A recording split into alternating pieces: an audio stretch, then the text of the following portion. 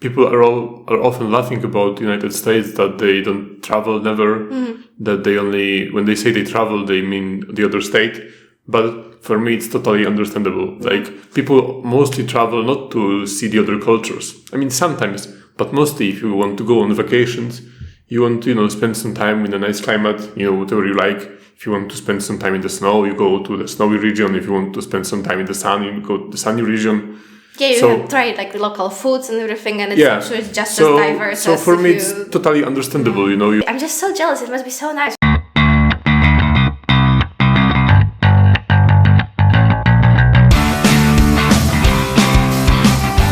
Hello guys. Hi everyone. I'm Waldemar. And I'm Weronika. And welcome to our new video. After a bit of a stand-up period, we have finally something else for you. And this time it's a video called Canada and the United States Compared. Yeah, I thought we are mistreating our Canadian viewers. Yeah, so we thought we will watch something about them. But as more than half of you are from the United States, then this something is for something you as well. For you too, yeah. And for us to learn a little bit more about your country.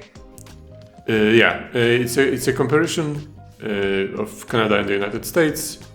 We don't know this video, but it's pretty popular, so we hope it's good. And as always, if you think something is not right, or if you want to add something, then please do so in the comments, because we always read them. It's at this moment it's manageable. It's not too many of them, so make it unmanageable. Yeah. All right, you ready? Yes, I'm ready. It's a long video, so we'll try to pause it as little as possible, but we don't do any promises. Okay, let's go. This video is sponsored in part by CuriosityStream. Canada and the United States of America, the two biggest countries in North America. We coexist together because we're all Canadian. We're part of Canada and we're bonding together against the common enemy, the United States. What a horrible country. I live there now. They're the most un-Canadian people you will ever meet in your life. Nah, actually, both have a lot in common. Whoa, are we really gonna do this? Okay, let's do this. Both have very close cultural and economic ties. So actually, both are two of the biggest countries in the world. Canada is slightly bigger than the United States. Both share the world's longest border between two countries. The border stretches 5,525 miles. That's one long border. 8,891 kilometers. Thank you. Yeah, while Canada has officially adopted the metric system as a whole, the United States is only one of 3 countries in the entire world that hasn't. That said, plenty of Canadians don't always use the metric system to measure stuff, and plenty of Americans do often use the metric system. Anyway, let's stick with more similarities first, okay? Both are two of the wealthiest, most developed countries in the world. Immigrants have flocked to both countries for economic opportunity for centuries, which is why major cities in both are some of the most ethnically diverse in the world. Both have mixed economies and have a progressive tax system on income. However, Canadians definitely pay higher taxes overall. Oh, lots of trading be going on between the two. The United States is Canada's largest trading partner. In Canada... Oh, I didn't know that. I mean, I guess that makes sense. As for today, which is the 26th of January, who knows? Who knows what will happen today? Yes, for tomorrow. Can I just watch a nice video and not worry about the state of the world, please? Canada is consistently a top 3 trading partner for the United States. Both are in NATO and have historically fought as for today. All right, okay. That's the last time. allies in wars. Both have lots of natural resources. Both have a wide variety of climates and rainfall patterns. Both are democratic. Specifically, the United States is a democratic republic, and Canada is a parliamentary democracy and constitutional monarchy. Both are growing at the same rate. Residents of both generally like their space. Indeed, everything is more spread out in both countries. Both have mostly the same holidays. lives. Yeah, they both celebrate Thanksgiving, but of course not on the same day. Americans celebrate it on the 4th Thursday of November. Canadians celebrate it on the 2nd Monday of October. This is partially because Americans associate the holiday more with the Pilgrims coming over, while Canadians associate it more with the Harvest Festival in general. Hey, you know what? Let's get into some history. But before we get into that, here's a word from our sponsor. Oh, me? Oh, I guess I'm the one who is telling you about this video sponsor because that's how it usually is. Yeah, so this video is sponsored by CuriosityStream, the best place to stream educational content on the interwebs. CuriosityStream has thousands of streamable documentaries and nonfiction, award-winning exclusive TV shows on topics like history, nature, science, food, technology, travel, and more. With more than 35 collections of curated programs handpicked by their experts, streamed to any device, anytime. I recommend the series American Icons to start off with. Try it out by visiting the link on the screen and in the description of this video. Use code MrBeat to sign up and get it for just $14.99 for the whole year. Thanks to CuriosityStream for sponsoring this video. And for the next part of this video, my friend Mr. Betts from the channel Drawn of History told me that he'd just turn me into a cartoon if I jumped into the computer. Let's try this out, shall we? Okay then, let's do this. Well, the earliest humans in what would later become both countries had settled nearly all of North America by 12,000 years ago. The Norse came to North America maybe as far south as modern-day United States, but certainly modern-day Canada around 1,000 years ago. Throughout the 1500s, European explorers came searching for riches and to take over and convert indigenous peoples to their religion. The big three countries to explore, conquest, convert, and colonize were Spain, England, and France. The Dutch and Swedes also had small claims as well, and the Russians out west later on. Ultimately, future Canada and a big chunk of the future United States would be fought over by the British and French, while the Spanish held on to claims for another big chunk of the future United States up into future Canada.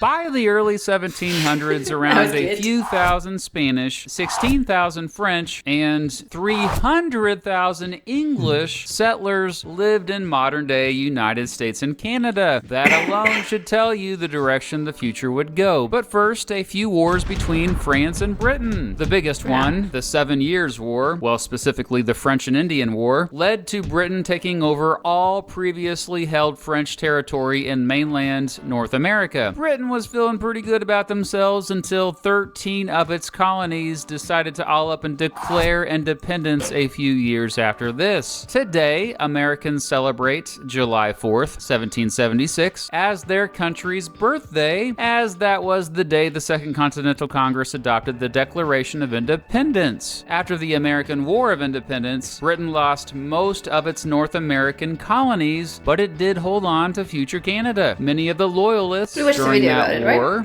or folks who wanted to stay loyal to Britain, ended up fleeing the United States to future Canada. The United States was truly an experiment. It was the first government that went all in for the Enlightenment ideals of liberalism and republicanism, completely rejecting royalty and the aristocracy, while calling... I love the diversity. They didn't took those ideas from the French? I thought it's the French are the first constitution in the world, and the United States are the second one, and the Polish are the third one, by the way. Polish are the third one, that's for sure. I think that's what you're saying is right, but I think maybe what he means is that this is the country that from conception was like this. You know, that you set up a country and you set it up that way. All right. Yeah, but if I remember correctly, Benjamin Franklin was in France. He lived in France, and he learned all those ideas from the French people. There's something in the Constitution, right, that's taken from the French Constitution as well. The ideas of... I forgot what are the three ideals of the Constitution. You know, the equity and freedom and liberty, something else. That is inspired by France. The division of power? No. I mean, when you have the opening of the Constitution and it says liberty... I don't know. I don't know what you mean. Remind me. If you know, let her know. I think they know. Prioritizing the protection of natural rights. It was the first major group of colonies to successfully revolt against colonial rule and inspire the rest of the world. Meanwhile, in 1791, Britain established Upper Canada and Lower Canada. Lower Canada still had a predominantly French population. Also by that time, there were the colonies of Nova Scotia and New Brunswick. In 1803, the United States bought Louisiana from France, doubling the size of the country. Now let's jump ahead to the War of 1812. Most Canadians today know all about the War of 1812 and love to point out how this was the war when the British forces burnt down the White House. Most Americans barely know anything about the War of 1812, so hey, Americans, why don't you educate yourselves on it, okay? Mr. Betts has just released a video about it over on his new channel, Drawn of History. Go watch it right now and come back, or watch it later or something. I don't know. This is a collaboration, okay? Yes, we plan to release these videos at the same time. It's a conspiracy. Anyway, yeah, so... It's totally opposite in Poland. Like, in Poland, we celebrate our defeats. Yes. Like, we don't remember maybe some... Oh, you have the 11th of November. That's... yeah. I mean, we have some history of success, but mostly we remember as a nation all those sad events when we lose, when lots of us died, and it's totally opposite in America when you are only focused on way. Yeah, it's like where you Americans, you like to celebrate how strong you are. We would like to celebrate how brave we were and how much we suffered and how much we sacrificed. Yeah. It's called martyrology. Yeah, exactly. I to the point that I learned that at school. Yeah. We're not hiding that we are like that. They will tell you. It's a big part of your education in Poland. It's called martyrology, and it's all those philosophy of learning about and all the poetry and the art and everything that comes with it that just glorifies dying in the worst possible conditions that you can die, and the less you have to fight with, the better. I mean, it is important, but it's too much. In my opinion, it's too much in Poland in this direction. Like, we have also history of successful uprisings, but we're like, they win. Let's move on. Let's focus on this one time that almost all the city died, and this is something to celebrate every year.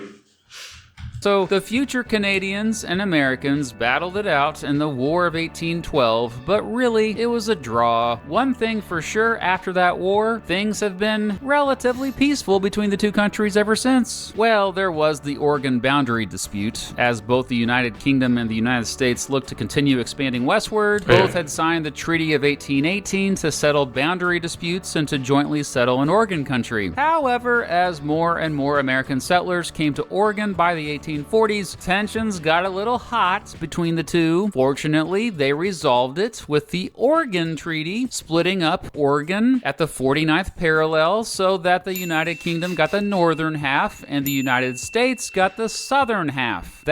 There is video, I think, of Oversimplified about this, that they are arguing how to draw a border on the west, and there is this joke that they were like, okay, so straight line. Didn't we watch it? No. Or maybe you showed me the clip. I don't know. It sounds familiar.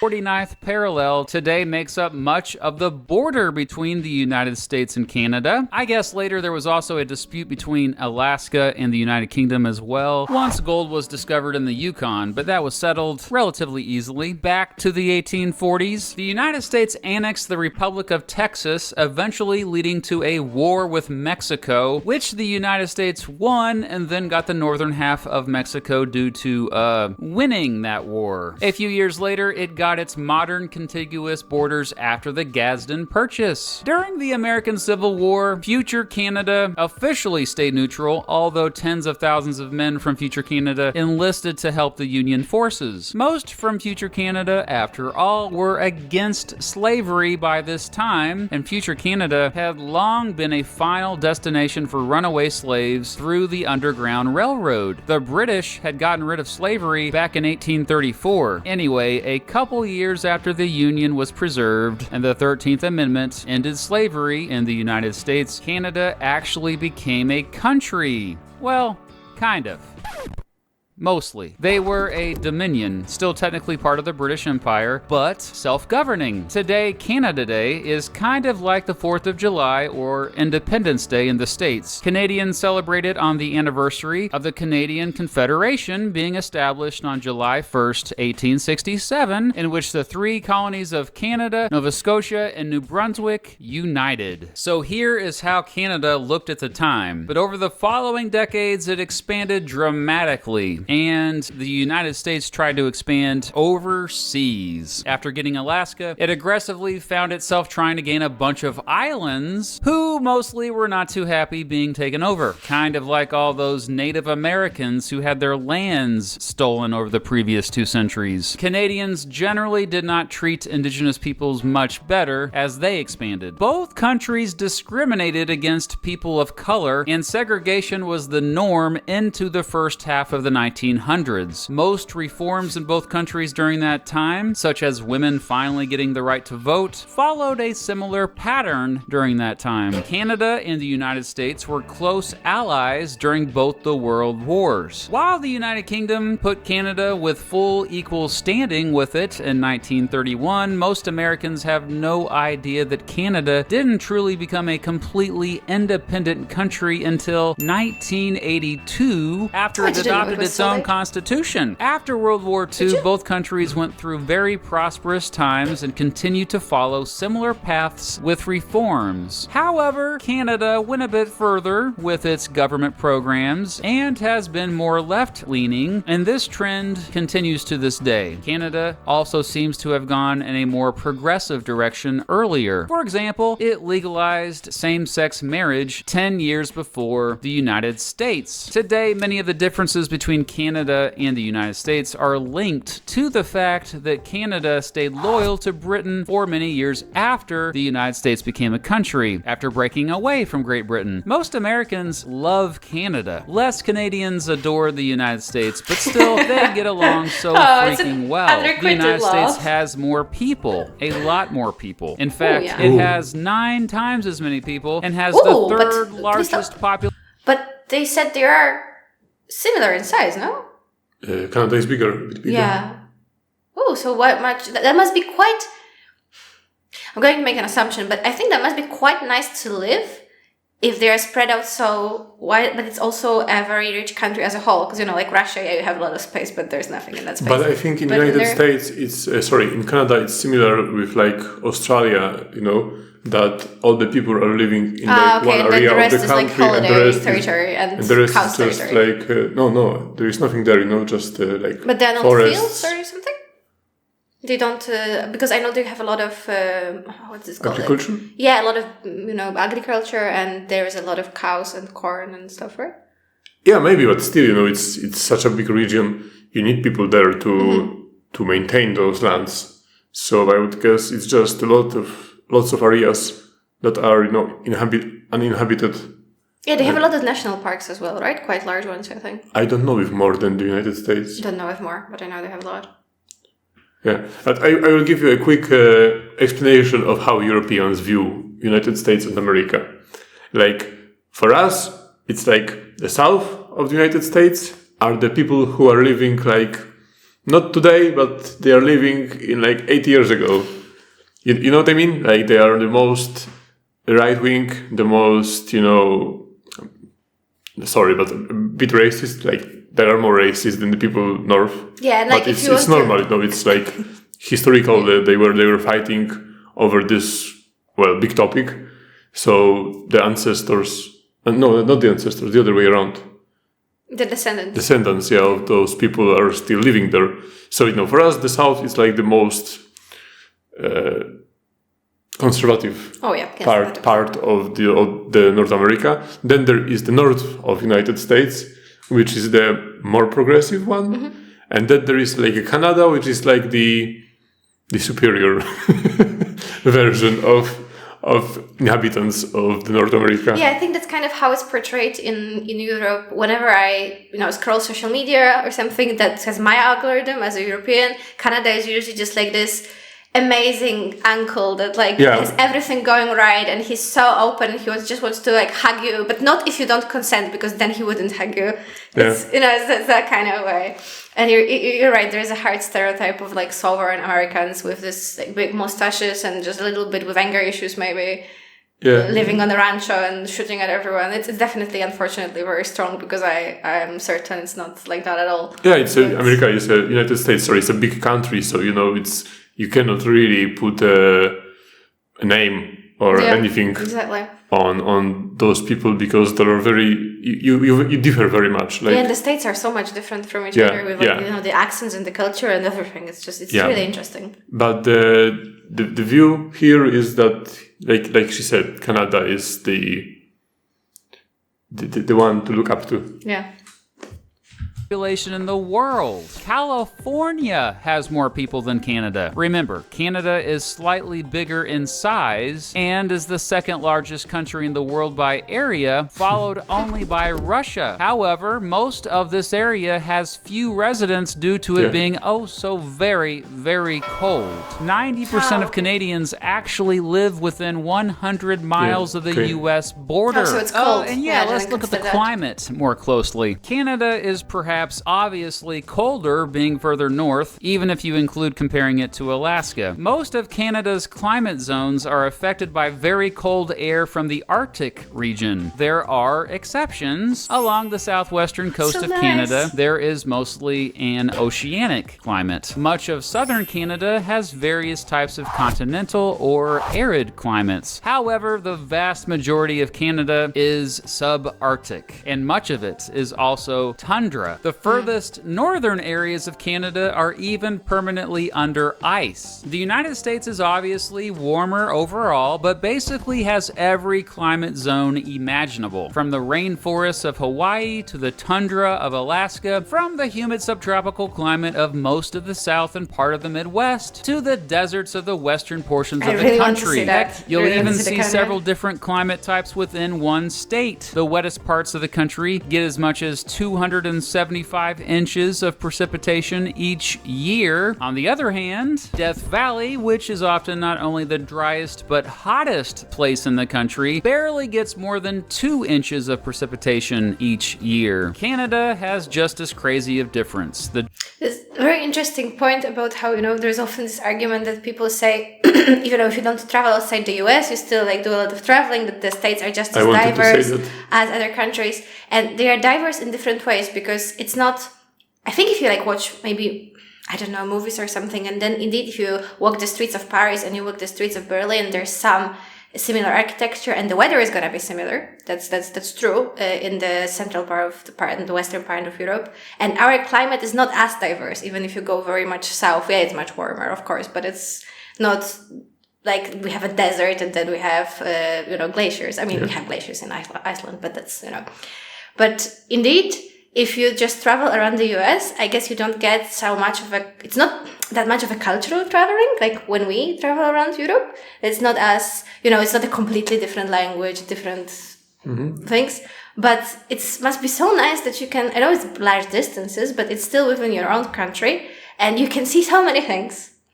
Yeah, I wanted to say exactly the same, almost the same thing, that people are often laughing about the United States, that they don't travel never, that they only, when they say they travel, they mean the other state.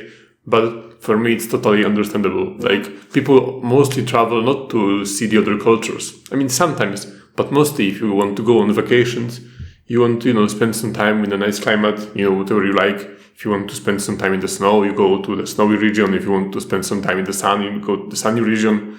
Yeah, you have tried the local foods and everything, and it's just as diverse. So for me, it's totally understandable. You live in the United States, so why would you travel to the other country and you have troubles communicating with those people, learning the language, or going everywhere with the Google Translate? And it's so expensive. Yeah, if you can go just to the other state and you have all the climates you would wish. So for me, it's totally understandable. I mean, I encourage you to visit Europe or other countries, other continents, of course. But if I would be an American, then I would want to visit United States first, Yeah, it's like in Poland we have what? We have the sea, we have mountains, we have lakes, and we have, I don't know, some cultural And you could do it everything during one weekend. Oh, well, yeah, but Poland is quite large, so maybe like 2 weekends, right? Because you would have to drive there. 1 week. But yeah, and you get to see all the diverse climates. But it must be. I'm just so jealous. It must be so nice, because you can just. Again, it's a long distance, sure, but then they say even sometimes within one state you have all of this, and you can see, I don't know, a waterfall, and then you can see. I mean, maybe not one state. He said there's two different climate zones. Oh yeah, two years, but not more. Well, of course, not everything, but it's. But they have all the climates. Yeah, so it has everything. It's so nice. Yeah, that's really nice thing. Up in Nunavut, get just over 3 inches of rain each year, and Henderson Lake on Vancouver Island gets more than 287 inches each year. It gets more rainfall than any other place in North America. There are 50 states in the United States, and also a federal district, 5 self-governing territories, and several other random island possessions. Canada has 10 provinces and 3 territories. The life expectancy is higher in Canada. Related to this, Canada has universal health care. The United States does not. Yeah, politically, the United States is more conservative on most issues. The median age is higher in Canada. Canada has 2 official languages, English and French. The majority of Quebec residents speak French as a first language. The United States has no official language, but the 2 most common languages are English and Spanish. The poverty rate is higher in the United States, although Canadians measure their poverty rate differently, so perhaps that is misleading. The United States also has worse debt as a percentage of GDP. However, the median household income is higher in the United States. Sense. Football, or American football, that is the most popular sport in the United States, whereas ice hockey is the most popular sport in Canada. What, you don't Major like League hockey? Baseball and the National Basketball League both have 29 American teams. But I love how they fight. Yeah, I was gonna say, I think they have one very strong feature similar together, that they're both very brutal. I mean, that's rugby, not American football, right? I mean, sorry, but hockey is rugby doesn't even compare to hockey. Hockey is like, it's watching hockey as a football fan, soccer fan, is like a totally different experience. Like in soccer, you can't even like touch your hand the other guy because like you touch him with his finger, and hockey he just goes with the stick and like later. Yeah. And there are rules that you can hit someone, but you can't hit him like in the head with the hockey stick. But like hitting him on the torso, on the legs, it's like I mean, I would watch hockey just for that. If I could see this goddamn, how do you call it? Poke? There's a special word that you call it. I forget what it is. Yeah, no, not puke. But Not puke. Pike? No, there's something else. I don't know. I forgot. Yeah, but I can see it. I can see that. When I watched it on TV, I'm like, where is it?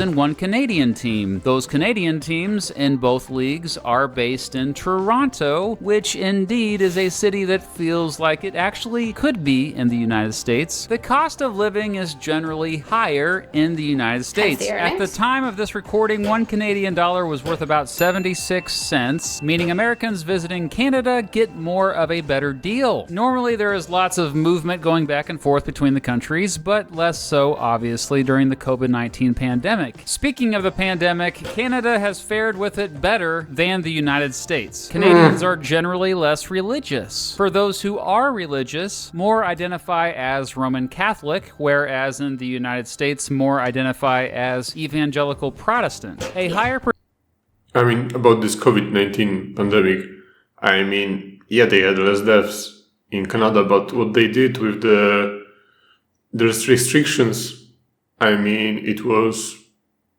bad. Or in Toronto, it was right? Just bad. I mean, everywhere, how they didn't allow people to walk anywhere with those lockdowns and everything. I mean, for me, it was almost like a criminal act of the government. And I understand Americans in that regard, that they didn't want that in their country. But well, and they have more people in the United States, so they could afford to lose some of them. That's very Russian. In Canada, that's very Russian of you to say. In Canada, they were like, okay, we need to do a lockdown because we have like 16 people living here, so I wanted to say before I go on, because I'll forget later, but if you can explain to me in the comments, how does it work when you have no official language of the country? Because I'm really curious, because does that mean if you, I don't know, go to a government institution and then they have forms for you to fill? Usually these forms are in the official language. So what every institution can choose, which kind of language they have, and you could technically walk into a government institution and they don't have forms in English for you. I mean, that would be very difficult for them to operate, but there's nothing that, you know, if like say you wanted to be, I don't know, make a Spanish, you have everyone's Spanish running this institution in the middle of, I don't know, some state that is not predominantly Spanish, and you don't have English forms, would that be allowed? I don't know. It's really interesting. Let us know. Let us know.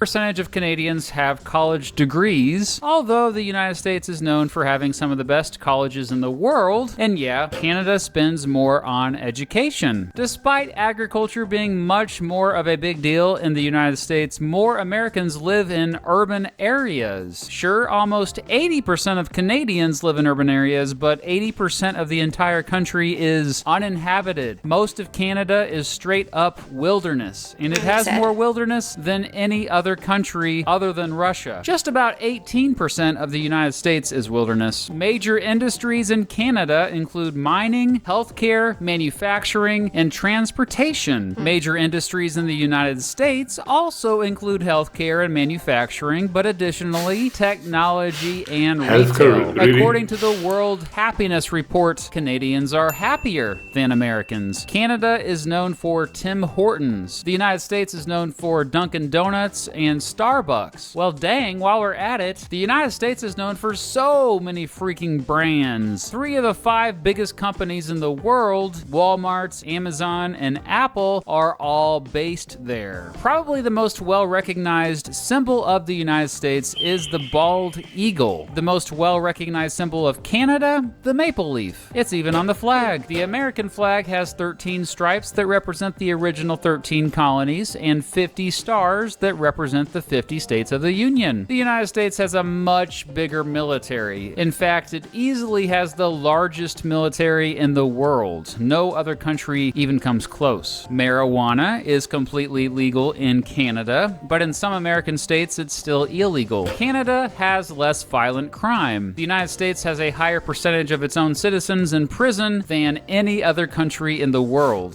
That said, the United States is generally a more free place. One example of this is censorship. Perhaps due to Americans placing a high value on freedom of speech, you just hear and see more provocative and controversial stuff there. How about Canadian content, eh? The Canadian government actually requires that radio and TV broadcasters, including cable and satellite channels, have to broadcast at least a certain percentage of content that was at least partially created or presented by Canadian residents. Fortunately for Canada, lots of great music comes out of the country considering how much fewer folks live there. But yeah, it's the same in Poland. Yeah.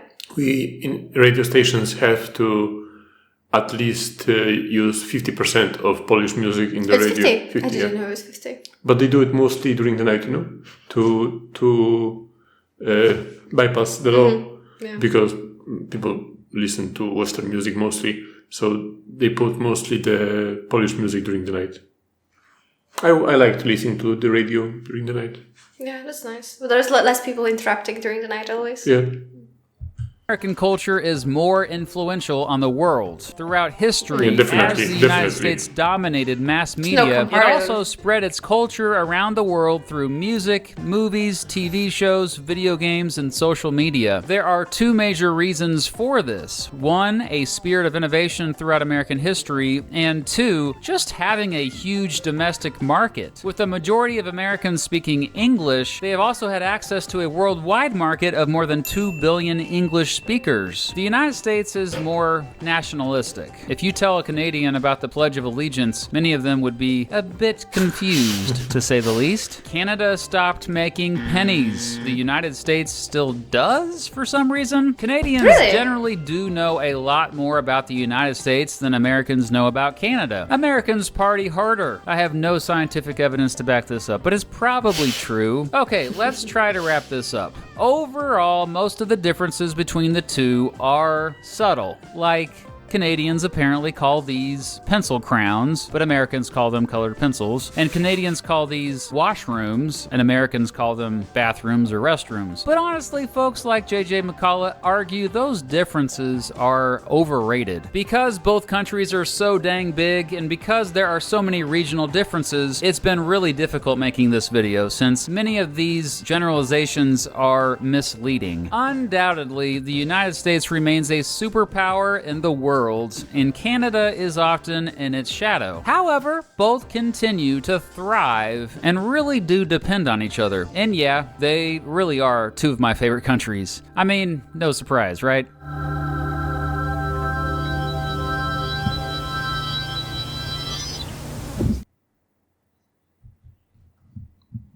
I think it's the end. I just wanted to say right off the bat, that was an exceptionally well-made video. Yeah, it was very good. It was like the ratio of like he showed the maps so that you can kind of understand, and the history, it wasn't too long, but he even included the pictures so you could imagine everything. And then I really liked how he put in the videos like all the time, so there was a lot of visuals, and it was really well made. I think it really like for 20 minutes, and I have problems with attention span sometimes. There was no problem to keep focused on it all the time, and there was a lot lot of knowledge. I really liked it. Yeah. I don't know how accurate. It seemed pretty accurate to me. I guess it was pretty accurate.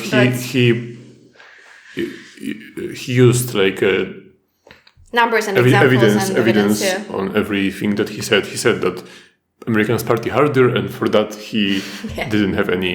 But I feel like that might be true as well. I don't know if anyone. Oh, maybe the British people though, because they also party. Yeah, British people definitely more. They definitely drink more. But no, they don't drink more. They just drink horribly. I'm sorry if there's any British viewers. They don't drink more. Just very, very good video. A very informative one. We learned some things that we didn't know before. A lot, yeah. I didn't know that those countries are so similar. No, me neither. I didn't know. I thought that there are more differences. Yeah, me too. I thought there would be like more cultural differences that you would mention. I think it's a good news, and now I see that there is no reason for you Canadians not to join the United States as the 51st state. If you are so similar, then what's the problem, right? Yeah. All right, so thank you for watching. It's 36 minutes over. Thank you for watching. Thank you. Leave us a comment. Please comment a lot, because we like reading comments, especially under those kinds of videos. And I think this is a really good opportunity for you to leave any recommendations, if you can, of videos, other videos about the United States or Canada, this kind of nature that you like. Like economical, political exactly. comparisons, this kind of vibe. Yeah. Thank you. Thank you. Bye. Bye.